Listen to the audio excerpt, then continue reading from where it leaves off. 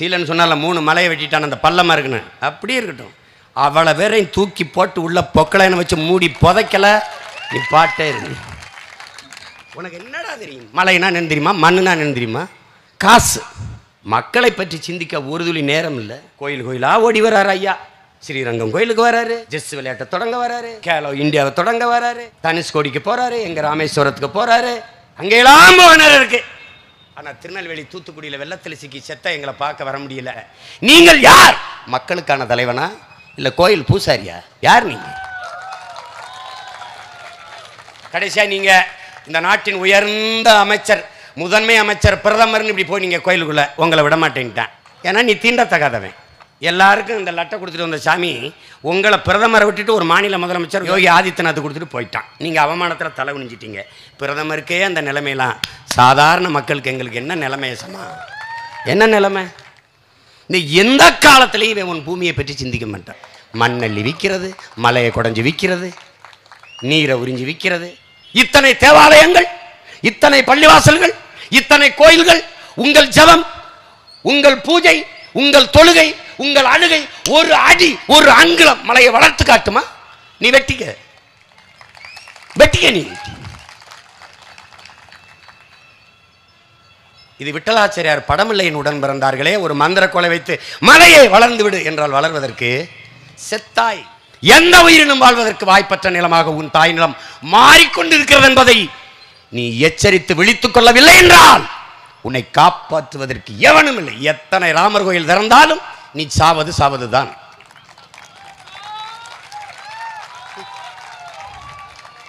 ராமர் கோயில் கட்டி திறந்திருக்காரா இல்ல திறந்துட்டு கட்டுறாரா? சிரிக்காத, உண்மையிலே கட்டி முடியல. ஒரு தளம் கட்டிருக்குது. நான் சொன்னேனே 24 தேர்தல் அப்ப திறப்பாருன்னு, சரியா திறக்கிறாரு. ஒரு தளம் தான் கட்டியிருக்கு, மேல கோபுரம் அது செட்டு. இப்ப திறந்துட்டு கட்டுவார்.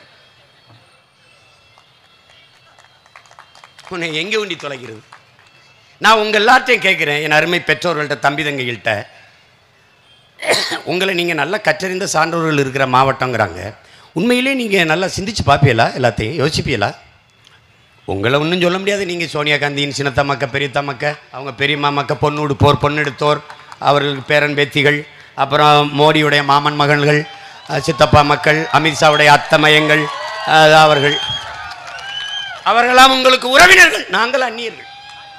இந்தி உங்களுக்கு தேசிய மொழி, தமிழ் உங்களுக்கு தமிழ்.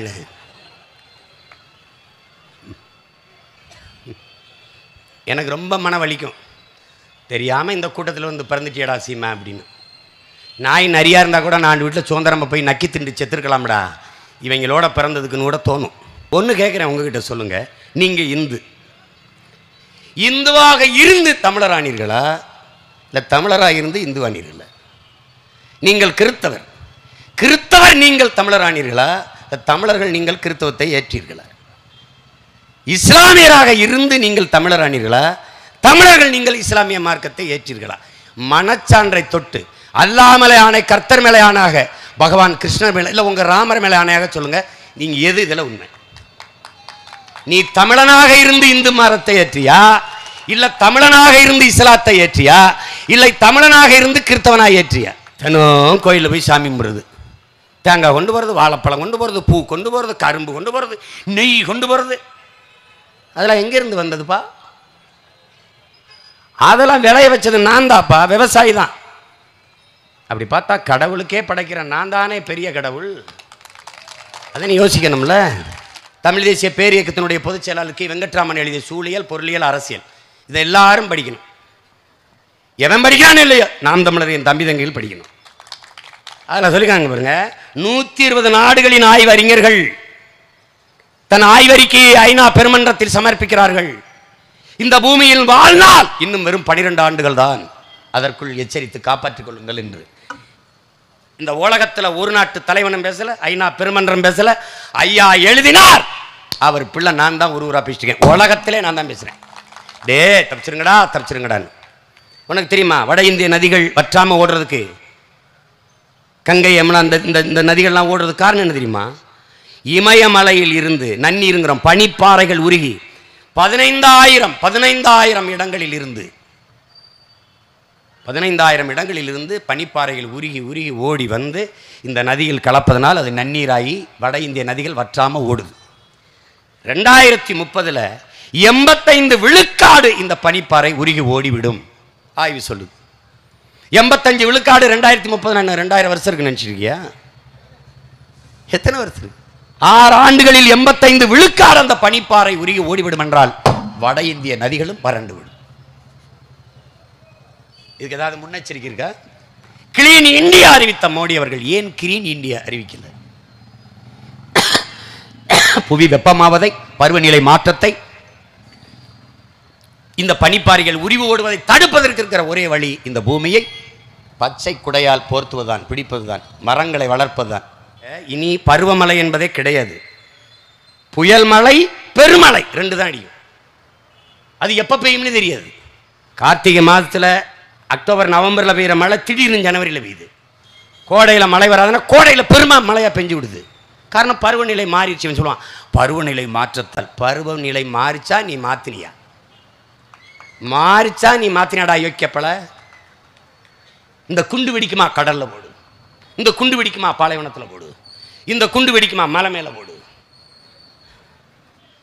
நீ ஒன்றுமே செய்யணும்டா. ஒன்றே ஒன்றா, ஒரு மரக்கண்டை நட்டு வளர்த்துறா. நீ பூமியில் பிறந்ததுக்கான பயனை செஞ்சுட்டடா. அந்த பூமி தாய்க்கு நீ செய்ய வேண்டிய ஒரு வேளை என்ன பெத்த தாய்க்கு சோறு போட்டங்கன்னு சொல்லுவீல்ல, அப்படி ஒரு மரக்கண்டை நட்டு வளர்த்துறா. அவ்வளோதான்டா நீ செய்ய வேண்டியது. அவ்வளோதான். ஆண்களும் தாயாகலாம். என்ன வழி? ஒரு மரக்கண்டை நட்டு வளர்த்தால் ஆண்களும் தாயாகலாம்ங்கிறான். போடா, உன் பிள்ளைக்கு பேர் வைக்கிற மாதிரி, மாட்டுக்கு பேர் வைக்கிற கருப்பா வாடா, செவலை வாடா, மயிலை வாடா அப்படின்னு பேர் வைக்கிற மாதிரி, நாய்க்குட்டிக்கு ஜிம்மி பம்மின்னு என்னத்தையும் வச்சு கூப்பிடலடா. அது மாதிரி மரத்துக்கு பேர் வைடா. உன் தாத்தா பேரை வைடா, கருப்பையா, செல்லச்சாமி, எதை பேரை வச்சு பேசு, அவனோட பேசு. மரத்துக்கு பேசுனா கேட்குமான்னு? கேட்கும்டா பரதேசி, கேட்கும். ஏய், இதுக்கெல்லாம் உணர்ச்சி இருக்கான்னு நினைக்காத. தொட்டாச்சு நீங்கள் செடியை போய் பாரு, தொடு, சுருங்குது அப்படின்னா உணர்ச்சி இருக்குல்ல? இருக்கா இல்லையா? இருக்கு. அப்பா சொல்கிறாங்க நீ மரத்தோட பேசுன்னு. நீ பேசிக்கிட்டே இரு, அதுவரை பூத்தது காய்ச்சது இல்லாமல் அடுத்தாண்டு அதிகமாக பூக்கும் காய்க்கும்ங்கிறாங்க.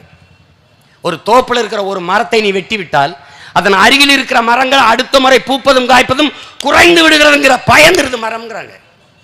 நீ நம்ப மறுக்கிற. நீ கைகுலிக்கு கட்டி பிடிப்பது போல கீழே பூமிக்கு இல்லை வேரோடு ஒரு பின்னி ஒன்றோடு ஒன்று பேசிக்கொள்ளும்ங்கிறாங்க. உனக்கு நம்ப முடியல, நம்பித்தான் ஆகணும். அண்ணன் ராமராஜன் வந்து பாட்டு பாடி மாட்டுக்கு பால் கறந்தாரணுன்னு நக்கலாக சிரிச்ச, அது சயின்ஸு. உனக்கு கேவலம். ஐயோ, பாட்டு பாடியெல்லாம் மாடு பால் கறக்குமா அப்படின்னு. மாடை கட்டி வச்சிரு, பட்டாசை போடு, அத்துக்கிட்டு ஓடுதா இல்லையா? அதிர்ற வேட்டு சத்தத்துக்கு வெறித்த அத்துக்கொண்டு ஓடுகிற மாடு மெல்லிய இசையை ரசிக்காத? சொல்லு. ஹே அப்படின்னா மாடு இப்படி போராடு, வா வா வா அப்படிங்கும்போது கிட்ட வருதா இல்லையா? இதை கூட கற்றுக்கொள்ளல எத்தனை ஆண்டுகள்ல? சொல்லு. என் வீட்டில் 2 பேர் இருக்கான், வீரா சூரான்னு. வீரா சூரா என்ன ஒளியில் பெரிய வித்தியாசம் கண்டுருவேன்? 2 பேரும் நாய்க்குட்டியை தான். வீரானா வீரா வருவான், சூரானா சூரா வருவான். எப்படி அவனுக்கு சின்ன ஒளி அளவில் என் பேர் வீரா, என் பேர் சூரா, இது அப்பா இப்படி கூப்பிட்றாரு, அம்மா கூப்பிட்றா, இப்படி தெரியுது. எத்தனை லட்சம் கார் போகுது சாலையில். என் கார், என் மனைவி கார் வரும்போது சரியா அம்மா கார் வந்துருச்சுன்னு கத்திக்கிட்டு வெளியில் வரான், அப்பா கார் வந்துச்சு, அந்த சத்தத்தை உணர்ந்து வரானே, அப்போ அவனை எப்படி சொல்கிறது? சொல்லு. நீ தேனிங்கிற 1000 நாய்களுக்கு இருக்கிற மோப்ப சக்தி ஒரு தேனிக்கு இருக்குங்கிறான், ஒரு தேனி ஈக்கி இருக்குங்கிறான். நீ எதையும் கற்கிறது இல்லை, எதையும் படிக்கிறது இல்லை. இத்தனை பேர் கற்றறிந்தவர்கள் இருக்கிறீங்க, சாலையில் போகிறீங்க, எவ்வளவு பாரவுந்துகள் நம் மணலை கொண்டு போகுது, மலையை கொண்டு போகுது, அது கவனிக்கல. தூசி பறந்து உங்க கண்ணில் படுறது காரணம் என்ன? என்னை கவனி, என்னை கவனிடா, என்னை வெட்டி கொண்டு வர ஆத்து மணலை அள்ளி கொண்டு போகும்போது அருமை தம்பி தங்கைகளே, சொட்டு சொட்டாக தண்ணீர் வடித்து கொண்டே போகும். ஒரு லாரியில் 2000 லிட்டர் தண்ணீர் அதுக்குள்ளே இருக்குங்கிறான். ஒரு லாரியில் ஈரத்தோட மண் அள்ளி போகும்போது அது சொட்டு சொட்டா விழுவது. மண்ணில் லாரி மண்ணை விட்டு தண்ணீர் இல்லை, நம் தாய் நிலத்தின் கண்ணீர். அவள் அழுகிறா, என் அருமை பிள்ளைகளே, என்னை களவு கொண்டு போறார்களே, எதிர்காலத்தில் குடிக்க நீருக்கு தண்ணிக்கு என்ன செய்வீர்கள் என்று அவள் வருந்தி வடித்த கண்ணீர் தான் அது. சமூகம் என்பது என்ன? ஒத்தார் உயிர் வாழ்வார், மற்றெல்லாம் செத்தாரில் வைக்கப்படும் என்று வள்ளுவ பெருமகனார் தன் மறைமொழியில் சொல்றார். ஒத்தது அறிவார் உயிர் வாழ்வார், மற்றெல்லாம் செத்தாருள் வைக்கப்படும்ங்கிறது. அது என்ன ஒத்தது அறிவார்? இப்போ நான் ஒரு வேளாண் குடிமகன், நான் நெல்லை விளைய வச்சிட்டேன். அந்த நெல்லை அரிசி ஆக்கிறதுக்கு ஒரு அரவை, ஒரு எந்திரம் இருக்குது. அதை இது பண்ணுறதுக்கு அதுக்கு ஒரு இது இருக்குது. அப்போ ஒன்றை ஒன்று சார்ந்து சார்ந்து போகுது. எனக்கிட்ட நெல் விளையுது, அவன்கிட்ட கத்தரிக்காய் விளையுது. எனக்கு நெல் விளையுது, கேரளாவில் தேங்காய் விளையுது. எனக்கிட்ட நெல் விளையுது, அவன்கிட்ட பருத்தி விளையுது. என்கிட்ட நெல் விளையுது, அவன்கிட்ட தக்காளி விளையுது. அப்போ ஒருவருக்கு ஒருவர் பரிமாறிக்கொண்டு ஒருவரை ஒருவர் சார்ந்து வாழ்வது. எனக்கு முடி நிறைய வளர்ந்துருது, அதை அழகுபட வெட்டி திருத்த ஒரு கலைஞன் தேவைப்படுறான். அது என்னுடைய முடி திருத்துகிற என்னுடைய சகோதரன், அவன் தேவைப்படுது என் வாழ்க்கையில். எனக்கு துணி தச்சுத்தர எனக்கிட்ட பருத்தி இருக்கு, அதை நூலாக்கி ஆடையாக செய்ய ஒருத்தன் தேவைப்படுறான். அவன் ஒருத்தன் அங்கே தையல் கலைஞன் தேவைப்படுறான். நான் விளைய வச்ச பொருளை சமைச்சு சாப்பிட பாத்திரம் தேவைப்படுது. அப்போ மண்பானையில் அந்த பாத்திரத்தை உருவாக்க அங்கே ஒரு தொழில்நுட்ப கலைஞன், ஒரு கலைஞன் தேவைப்படுறான். ஒவ்வொருத்தனை சார்ந்து சார்ந்து சார்ந்து வாழ்வதுதான் வாழ்க்கையாக இருக்கிறது. ஒத்தது அறிவார் உயிர் வாழ்வார், மற்றெல்லாம் செத்தார் வைக்கப்படுங்கிறான். இப்படி ஒருங்கிணைந்து வாழ்வதற்கு பெயர்தான் சமூகம். அதை விட்டுவிட்டு நாங்கள்லாம் இந்து அன்னைக்கு பார்க்குறேன் திருநெல்வேலியில் இந்து பாதுகாப்பு மாநாடு. மோடி ஆட்சியில் கூட இந்துக்கு பாதுகாப்பு இல்லை. இந்துவை யாற்றிருந்து பாதுகாக்கப்படுற? இந்துக்கிட்ட இருந்து தான். யாருக்கு என்ன பிரச்சனை? ராமருக்கு சிலை செஞ்சிருப்பாங்கல்ல, எதில் செஞ்சிருப்பாங்க? ஒருவேளை தங்கத்தில் செஞ்சிருக்கலாம். தங்கத்தை தந்தவது யார்? வெள்ளி கிரீடம், அதை தந்தவர் யார்? தங்க வேல், அதை தந்தவர் யார்? கற்களில் சிலை, கற்களை தந்தவள் யார்? தந்தவள் யார்?